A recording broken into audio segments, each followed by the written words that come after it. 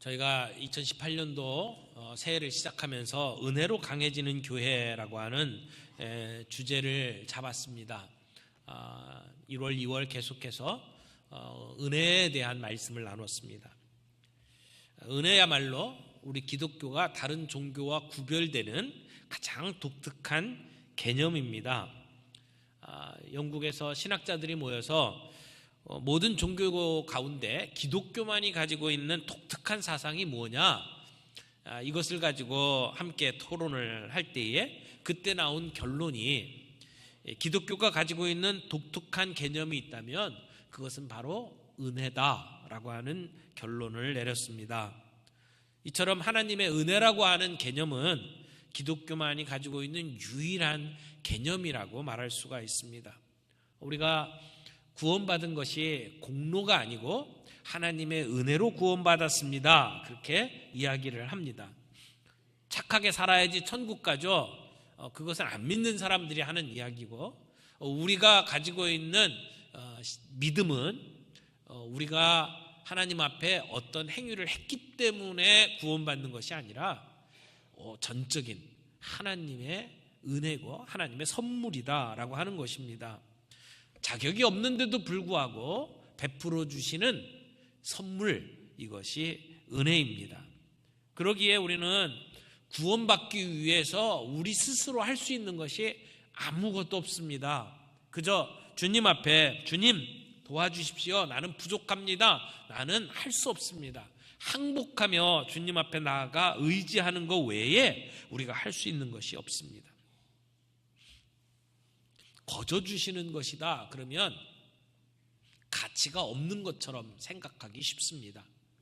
받는 사람은 공짜로 거저 받지만 주시는 분은 생명을 내어주시는 겁니다. 모든 것을 주시는 겁니다. 엄청난 대가를 치르고 우리에게 주시는 겁니다.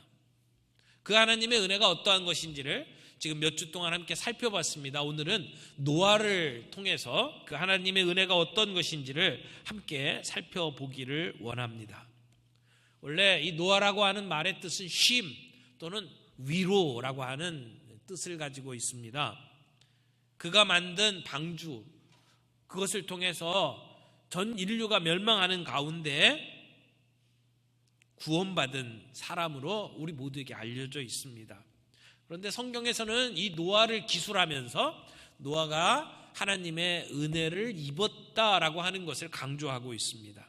그가 은혜를 입었기에 방주를 만들 수 있었고, 그가 은혜를 입었기에 구원받을 수 있었다고 성경은 이야기를 합니다. 노아가 살던 시대가 어떤 시대였습니까? 5절에 보니까 그 시대의 상을 이렇게 설명합니다. 여호와께서 사람의 죄악이 세상에 가득함과 그의 마음으로 생각하는 모든 계획이 항상 악할 뿐임을 보시고, 이런 표현을 보면 노아가 살던 시대는 말세입니다. 자기만을 사랑합니다. 돈을 사랑합니다. 쾌락을 사랑합니다. 이기적임입니다. 그래서 꾀를 부리고 남의 것을 빼앗는 사람은 부자가 되고 정직하고 올바르게 사는 사람은 바보가 되는 그런 세상이 되어버렸다는 것입니다. 그런 죄된 인간의 결과는 악하기 그지가 없습니다. 창세기 6장에 보면 1절 2절부터 보면 하나님의 아들들이 사람의 딸들과 결혼하는 이야기를 합니다. 하나님의 아들은 세세 후손입니다. 경건한 믿음의 자녀들입니다. 그런데 그들이 육체적인 만족만을 추구합니다. 그래서 사람의 딸들과 결혼을 합니다. 하나님을 섬기고 하나님을 경외하는 것은 뒷전이고 그저 자기 눈에 예뻐 보이는 사람들, 매혹적인 사람들만 찾아서 결혼을 했다는 겁니다. 그것이 당시의 인간의 타락의 모습들이라고 성경은 이야기를 합니다. 3절에 보면 여호와께서 가라사대 나의 신이 영원히 사람과 함께하지 아니하리니 이는 그들의 육체가 됨이라. 그러면서 오늘 본문, 저희들이 읽었던 본문 5절에 보면 죄악이 세상에 가득했고 그들의 마음에 생각하는 것이 모두 악하다라고 이야기를 합니다. 여러분, 이런 세상을 바라보는 하나님의 마음은 어땠습니까? 6절에 보니까 땅 위에 사람 지으심을 한탄하사 마음에 근심하시고, 하나님이 한탄하고 근심한다고 표현했습니다. 이것은 하나님의 마음을 우리 인간의 감정과 대입을 시켜서 그 인간의 감정으로 하나님을 표현한 거예요. 근데 그런 표현으로 지금 이야기하는 것이 하나님은 한탄하고 계셨고 하나님은 근심하고 계셨어요. 고통 가운데 계셨어요. 하나님께서 사람을 창조하셨을 때에는 힘이 좋았다라고 말씀하셨는데, 그 창조한 사람을 통해서 지금은 한탄하고 계시고 근심하고 계시는 거예요. 이 근심하다라고 표현된 것은 고통을 경험하고 있는 것을 이야기를 합니다. 하나님은 그런 고통 가운데 어떤 결정을 내리십니까?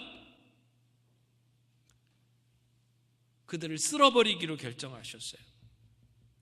7절 말씀 보겠습니다. 이르시되 내가 창조한 사람을 내가 지면에서 쓸어버리되, 멸망시키겠다는 겁니다. 몰살하시겠다는 겁니다. 이것은 어느 지역, 어느 도시만을 이야기하는 것이 아닙니다. 온 세상을 이야기하는 겁니다. 5절부터 13절까지 보면 땅이라는 단어, 세상이라는 단어가 8번이나 반복됩니다. 이 심판은 전 세계적인 것을 강조하고 있는 겁니다. 하나님께서 쓸어버리시겠다라고 말씀을 하신 것은 갑자기 욱하고 나온 생각이 아닙니다. 오랫동안 참고 계신 가운데 나온 결론입니다. 진노 중에도 긍휼을 잊지 않으시는 하나님께서는 인류를 당장 심판하지 않았습니다. 노아에게도 방주를 만들 수 있는 시간을 120년을 두셨습니다. 그런데 사실 구약의 역사를 쭉 살펴보면 그 이전에도 하나님께서 이 땅에 심판이 있을 것을 말씀을 하셨어요. 창세기 5장 21절부터 보게 되면 에녹 이야기가 나옵니다. 에녹이 65세에 무드셀라를 낳았고, 무드셀라를 낳은 후 300년을 하나님과 동행하며 자녀를 낳았으며, 그래서 에녹은 365세를 살았습니다. 그런데 하나님과 동행했기 때문에 하나님께서 그로 죽음을 경험하지 않고 옮기시는 역사를 일으키셨죠. 그래서 에녹이 살았던 생애를 기록을 하면서 에녹이 65세에 아들을 낳고 그 이름을 무드셀라라 이름을 지었어요. 그런데 무드셀라라고 하는 말의 뜻이 무엇인지 아십니까? 그가 죽으면 오리라. 그가 죽으면 오리라. 그러니까 이 아이가 나중에 죽게 되면, 그러면 심판이 올 것을 그 아이의 이름을 통해서 이미 에녹은 예언을 한 것입니다. 그 예언대로 무드셀라가 죽는 해, 그때에 홍수가 임했습니다. 무드셀라는 가장 오래 사는 사람이죠. 그가 969세를 살았습니다. 네? 노아가 600세에 노아 홍수를 경험하게 되는데, 그때 무드셀라가 죽게 됩니다. 성경에 그 살아온 연수들을 쭉 계산하면 그 예언대로 이루어진 것을 볼 수가 있습니다. 그러면 하나님께서는 거의 1000년을 기다리신 겁니다. 참으신 겁니다. 여러분, 그 하나님의 오래 참음을 통해서 오늘 우리가 숨쉬고 있는 걸 아십니까? 우리가 지은 죄대로 우리를 처벌하지 않으시고 참고 오늘도 우리에게 긍휼을 베푸시는 하나님이 계시기에 오늘 우리가 살 수 있습니다. 우리가 죄악을 물 마시듯이 행하고 있는데도 불구하고 하나님은 참아주시고 오늘 우리를 선하게 대해주셨습니다. 그래서 오늘 우리가 존재합니다. 하나님의 은혜입니다. 노아가 받은 은혜는 어떤 은혜입니까? 첫 번째로 노아의 은혜는 그러나의 은혜입니다. 우리 6장 5절 말씀 같이 한번 읽어볼까요? 창세기 6장 5절입니다. 시작. 여호와께서 사람의 죄악이 세상에 가득함과 그의 마음으로 생각하는 모든 계획이 항상 악할 뿐임을 보시고, 하나님은 보시는 하나님이십니다. 하나님은 보셔요. 뭘 보셨어요? 죄악이 세상에 가득한 걸 보셨어요. 마음에 생각하는 모든 계획이 항상 악할 뿐임을 보셨어요. 6장 12절에도 보면 하나님이 보신즉 땅이 부패하였으니, 하나님이 보니까 땅이 부패했어요. 하나님은 보시는 능력을 가지고 계신 분입니다. 사실은 우리도 보죠. 오늘 우리도 눈으로 모든 걸 봅니다. 그런데 우리가 보는 것과 하나님이 보는 것은 차이가 있습니다. 우리는 외모를 봅니다. 겉모습을 봅니다. 그러나 하나님은 중심을 보십니다. 마음을 보십니다. 그러므로 하나님 앞에서 우리가 숨길 수 있는 것이 없습니다. 그런데 하나님이 보시니까 이 땅이 죄악에 가득했습니다. 우리의 마음을 보니까 항상 생각하는 모든 것이 악할 뿐이라는 것을 보셨습니다. 그래서 어떠세요? 하나님은 한탄하셨습니다. 마음에 근심하셨습니다. 그리고 결정하시는 겁니다. 쓸어버리겠다. 7절에 보니까 내가 창조한 사람을 내가 지면에서 쓸어버리되 멸망시키겠다는 이야기죠. 그런 극박한 상황 속에서, 소망이 없는 것처럼 보이는 상황 속에서 6장 8절이 나옵니다. 6장 8절 다 같이 읽겠습니다. 시작. 그러나 노아는 대반전이죠. 하나님의 마음을 고통스럽게 만든 사람들, 하나님은 그들을 쓸어버리겠다고 결심했는데, 그러나 노아는, 여러분, 노아가 어떻다고 이야기를 합니까? 여호와께 은혜를 입었더라. 온 세상이 타락하여 하나님의 심판을 기다리는 그때에 하나님의 눈에 노아가 들어왔습니다. 그런데 여기 본문에 여호와께 은혜를 입었더라 라고 표현되어 있는 이 말씀은 원문을 보게 되면, 직역을 하면 이렇게 되어 있습니다. 노아는 하나님의 눈들 앞에서 은혜를 발견했다. 하나님의 눈에서 은혜를 발견했다라고 하는 표현입니다.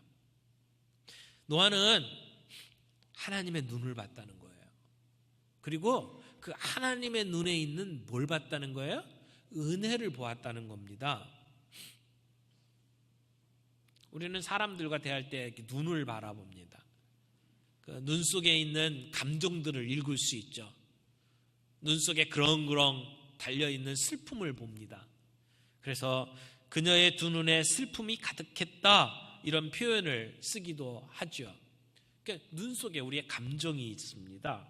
그런데 노아는 하나님의 눈에서 뭘 봤다는 거예요? 은혜를 봤다는 거예요. 하나님이 나를 지켜보는데 하나님의 눈에 은혜가 있더라는 겁니다.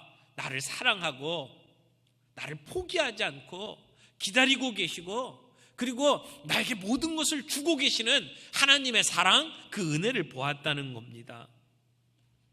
사람들이 죄를 지으면서 하나님과 시선을 마주치지 않고 피하던 그 시대에 노아는 하나님을 보았다는 겁니다. 하나님과 눈맞춤했다는 겁니다. 그리고 나를 너무나도 기뻐하시고 나를 사랑하시는 하나님의 은혜를 보았다는 것입니다.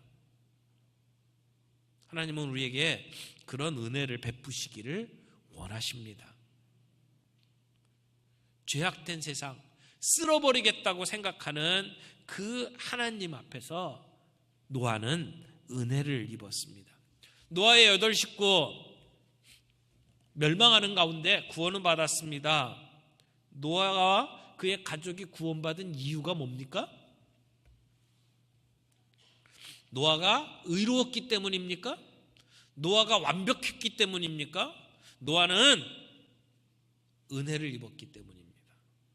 노아가 의인이라고 이야기를 하죠. 6장 9절에 보니까 노아는 의인이요 당대의 완벽한 사람이라고 이야기를 합니다. 그러나 거기서 말하는 그 의인이라는 것이 그가 죄를 하나도 짓지 않았다는 이야기가 아닙니다. 노아는 9장으로 넘어가면서 실수를 범하는 모습을 보여줍니다.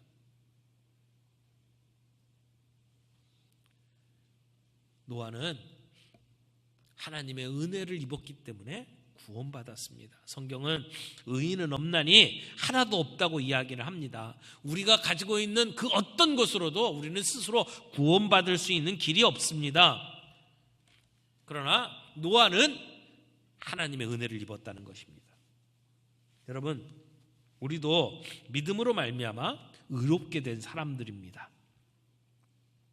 부패하고 썩어져서 죽을 수밖에 없는 우리가 하나님과 눈맞춤을 하고 그분의 눈에 있는 은혜를 바라보고, 그래서 우리는 십자가 앞에 나온 사람들입니다. 우리의 행위가 아니라 그분의 은혜 때문에 오늘 이 자리에 나와 있는 겁니다. 여러분, 이 기쁨, 이 감격을 우리가 함께 누릴 수 있기를 바랍니다. 은혜가 주는 기쁨, 예수 믿으면서 이 기쁨과 감격이 없다면 본질을 잃어버린 거예요. 껍데기예요. 오늘 이 은혜를 회복할 수 있는 저와 여러분이 되기를 바랍니다. 두 번째, 동행하는 은혜였습니다. 6장 9절에 보니까 이것이 노아의 족본이라 노아는 의인이요 당대의 완전한 자라. 그 다음에 뭐라고 이야기하죠? 그는 하나님과 동행하였으며. 하나님과 동행했다. 여러분, 하나님과 동행했다는 말이 무슨 말일까요? walking, 걸었다는 거죠. walking with God. 하나님과 걸었다. 그냥 단순히散歩했다는 의미가 아니잖아요. 함께 걸었다. 그것은 하나님과 친구가 되었다는 말이고, 하나님과 늘 가깝게 지냈다는 말이고, 그 말은 하나님의 말씀에 순종했다는 말입니다. 노아는 하나님의 은혜로 인해서 하나님과 동행하는 삶을 살았습니다. 성경에 동행했다라고 하는 말이 특별히 이 구약에 보면 에녹에게 썼던 말입니다. 에녹이 하나님과 동행해서 하나님은 그를 죽음을 맛보지 않도록 만들었어요. 그와 똑같은 단어를 지금 노아에게 사용을 하고 있는 겁니다. 노아가 하나님과 동행했더라. 그런 의미로 보면 아마 노아는 에녹처럼 죽음을 맛보지 않는 사람이었을 수도 있을 거예요. 그런데 그는 나중에 그 기회를 놓치죠. 죄로 인해서. 여기 동행했다라고 하는 말은 하나님과 밀접하게 교제했다라는 말이, 평소에도 늘 그분과 동행하고 그분의 음성을 듣고 그분과 의논하고 그런 삶을 살았다는 겁니다. 그 세상 모든 사람들이 다 세속적인 삶을 살아가는데 노아는 하나님과 동행했다는 겁니다. 노아가 하나님과 동행하는 삶, 그것이 이 세상, 그때 그 세상에서 쉬운 일은 아니었을 겁니다. 세상의 모든 사람들이 하나님과 동행하는 노아를 보면서 아마 이상하게 여겼을 겁니다. 자기들하고 다르게 살아가는 모습을 보면서 그를 핍박했을 것입니다. 노아는 그런 비난, 그런 핍박 개의치 아니하고 시대를 거스르면서 살아갔던 사람입니다. 그런데 예수님께서 다시 오시는 그날을 이야기하면서 이 우리가 살아가는 세상이 노아 때와 같다고 설명을 하셨어요. 마태복음 24장에 보면 노아 때와 같이 인자의 임함도 그러하리라. 홍수전에 노아가 방주에 들어가던 날까지 사람들이 먹고 마시고 장가들고 시집가고 있으면서 홍수가 나서 그들을 다 멸하기까지 깨닫지 못하였으니 인자의 임함도 이와 같으리라. 그러니까 예수님께서 이 땅에 오시는 때는 노아 때 홍수 직전의 모습과 똑같다, 이런 이야기를 하시는 거예요. 그런데 예수님께서 노아 홍수 직전의 모습을 이야기하면서 설명하고 있는 말이 뭡니까? 그들이 먹고 마시고 장가들고 시집가고 있으면서 깨닫지 못했다라고 이야기를 합니다. 여러분, 먹고 마시는 일, 결혼하는 일이 죄는 아닙니다. 우리의 삶에 있어서 가장 일상적인 일들입니다. 누가 먹지 않고 마시지 않고 살 수가 있습니까? 성년이 되면 누구나 결혼을 합니다. 이것이 우리들의 일반적인 일들입니다. 그것 자체에 아무런 문제가 없습니다. 그런데 예수님은 왜 노아 시대를 이야기하면서 먹고 마시고 결혼하면서 깨닫지 못했다고 이야기를 할까요? 오늘 우리가 먹는 거 마시는 거 다 우리의 기쁨을 위해서 하는 겁니다.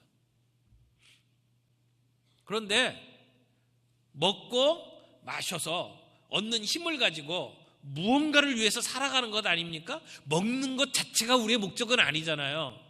그런데 이 시대의 사람들은 먹는 것이 목적이 되었어요. 마시는 것이 그것이 목적이 되었고 결혼하는 것이 목적이 되었다는 겁니다. 하나님의 영광은 뒷전이었고 그들은 먹고 마시는 일에만 탐닉했다는 이야기예요. 우선순위의 문제죠.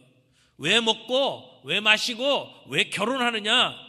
생애의 목적이 있어야 되는데 그 목적은 사라져버리고 그들은 그 일만을 기쁨으로 생각을 했다는 겁니다. 그것이 그 시대의 모습이에요.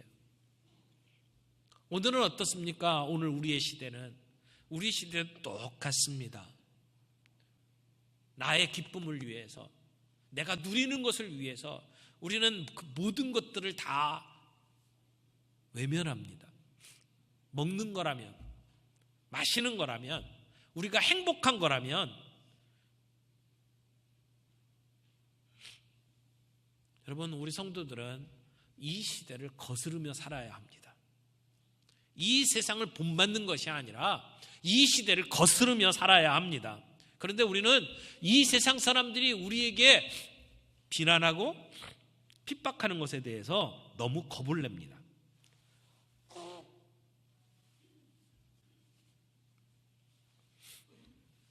사람들에게 기분을 맞춰주기 위해서 우리의 믿음을 내어놓고 살려고 생각합니다. 우리가 하나님과 동행하려면 우리는 세상의 비난을 당연한 것으로 여겨야 합니다. 핍박을 각오해야 합니다. 하나님과 동행하는 것은 하나님을 기쁘시게 하는 삶이어야 합니다. 이 세상의 가치에 우리가 동화되어서는 안 됩니다. 노아는 하나님과 동행하면서 하나님의 명령에 순종을 했습니다. 하나님께서는 노아에게 방주를 준비하라고 말씀하십니다. 하나님의 말씀을 가볍게 들지 않았습니다. 롯과 롯의 그 딸들이 있었죠. 나중에 소돔과 고모라가 멸망할 때에 롯이 그들을 구원하려고 합니다. 그런데 롯의 딸과 사위들이 롯의 말을 농담으로 여겼다고 이야기를 했죠. 농담으로 여겼다. 그 말에 대한 경외심이 없었던 겁니다. 그러나 노아는 하나님이 그에게 들려주시는 말씀 앞에 경외심을 가지고 들었습니다. 듣고 순종했습니다. 여러분, 노아라고 왜 쉬고 싶은 마음이 없었겠습니까? 노아라고 다른 사람들하고 똑같이 살고 싶은 마음이 왜 없었겠습니까? 그러나 그는 하나님과 동행하는 가운데 하나님이 들려주신 말씀 앞에 순종했습니다. 그 말씀을 경외했습니다. 그 말씀을 자기의 생명처럼 여겼습니다. 그래서 결국은 그의 순종으로 말미암아 방주가 지어지고 결국은 모든 것이 다 죽는 가운데 하나님의 구원의 은혜를 누리게 되죠. 얼마 지나지 않아서 이 세상이 심판될 것이다. 하나님과 동행하는 가운데 노아는 깨달을 수 있었습니다. 그래서 노아의 방주를 짓게 되죠. 여러분, 노아의 방주가 성경에 기록된 대로 쭉 살펴보면 크기를 알 수가 있습니다. 대략 길이가 135m. 우리가 100m 뛸 때 한참 멀게 보이잖아요. 결승선이. 그거보다 훨씬 더 멉니다. 135m. 그리고 폭이 23m. 그리고 높이가 14m, 3층으로 이루어졌습니다. 그래서 학자들이 계산을 해보니까 그 노아의 방주, 이렇게 컨테이너 같은 모습을 연상을 하시면 될 것 같아요. 그런데 거기에 전보 제트기 2대가 들어갈 정도라고 이야기를 합니다. 그러니까 규모가 엄청나게 큰 거죠. 그런데 그 당시에 무슨 조선 기술이 발달됐던 것도 아니죠. 인력이 많았던 것도 아닙니다. 노아와 그의 가족들이 이 방주를 지어야만 했습니다. 산에 올라가서 나무를 베다가 대패질하고 못질을 해야 합니다. 물이 들어오지 못하도록 역청을 발라야만 했습니다. 그 과정은 굉장히 외로운 과정이었을 겁니다. 그것도 120년 동안. 결국은 노아의 순종으로 말미암아 그 방주는 제2의 에덴이 됩니다. 노아는 제2의 아담이 되는 것이죠. 하나님은 그 노아를 사용하셨습니다. 여러분, 우리 시대에 우리도 노아로 사는 것이 결코 쉽지 않습니다. 오늘 우리가 믿음을 지키고 사는 것, 사람들이 그렇게 멋있게 봐주지 않습니다. 우리는 만나는 사람들에게 복음을 전하고 그들을 데리고 양육을 합니다. 순모임에 데리고 가고 함께 예배드리러 옵니다. 이런 일들 결코 쉬운 일이 아닙니다. 그러나 하나님이 보실 때에 이런 작은 노아들이 방주 짓는 망치 소리와 같은 것, 이것이야말로 이 시대를 지켜가는 희망이라고 믿습니다. 오늘 우리 시대는 누리기 위해서 많은 일들을 합니다. 먹고 마시는 일들을 위해서 수많은 빌딩들이 지어지고 사람들은 그것을 누리기에 바쁩니다. 어떻게 보면 사람들은 방주가 아니라 유람선을 짓고 있습니다. 거기에 비해서 한 영혼을 바라보면서 그 영혼들이 구원받기를 원하고 그들을 위해서 섬기는 수고, 우리 순장님들이, 우리 교회 학교의 선생님들이 애를 쓰는 그 모든 일들, 그것은 노아가 방주를 짓기 위해서 망치질하는 것과 같다고 생각을 합니다. 우리의 그 수고를 통해서 하나님의 구원의 역사가 이루어지는 것이죠. 그런 면에서 우리는 우리의 삶 속에 세상 사람들이 바라보고 비난하는 일들에 대해서 좀 더 담대해질 필요가 있습니다. 강해져야 합니다. 민감하게 반응할 것이 아니라 우리의 믿음을 소신 있게 지켜나가는 것이 필요하다고 생각합니다. 여러분, 세상 사람들이 보기에 예수 믿는 것은 어떻게 보면 술에 취한 것처럼 보이기도 하고 미친 것처럼 보일 수도 있습니다. 오순절 성령 충만함을 받았던 제자들을 보면서 사람들이 뭐라고 이야기했습니까? 저 사람들이 대낮부터 새술에 취했다라고 이야기를 했습니다. 바울이 믿음을 가지고 살아가는 모습을 보면서 아그리빠 왕이 총독 베스도가 뭐라고 이야기했습니까? 바울아, 내가 미쳤도다. 미쳤다라는 이야기를 들을 정도였습니다. 여러분은 세상 사람들에게 어떤 평판을 가지고 살아가십니까? 우리가 살아가는 우리의 삶 속에서 사람들은 여러분을 보고 뭐라고 이야기를 합니까? 우리는 은혜로 강해져야 합니다. 세상이 어떻게 이야기하든지 관계없이 우리는 은혜로 강해져야 합니다. 노아처럼 하나님의 은혜를 바라보며 하나님과 동행하며 그 가운데 강해져야 합니다. 하나님이 우리에게 주시는 말씀 앞에 우리는 순종하며 강해져야 합니다. 노아의 삶은 두 가지의 은혜로 정리를 할 수 있었습니다. 하나는 그러나의 은혜였습니다. 온 세상이 다 망해가는 그 상황 속에서 노아는 하나님의 은혜를 입었습니다. 하나님의 눈에서 은혜를 발견했습니다. 하나님의 시선을 피해서 악한 길로만 가던 그 세상 속에서 하나님과 눈 맞추며 하나님의 은혜를 발견했던 노아처럼 오늘 우리도 우리의 삶 속에서 하나님의 은혜를 경험할 수 있기를 바랍니다. 노아는 하나님과 더불어 동행하는 은혜를 경험을 했습니다. 내 방식대로 살아가던 마유웨이가 아니라 하나님과 더불어 동행하면서 그분의 음성을 들으며 그분과 의논하며 그분이 주시는 미션을 수행하는 삶을 살았습니다. 오늘 우리에게도 이런 은혜가 있어야 될 줄로 믿습니다. 그러나의 은혜, 하나님과 동행하는 은혜.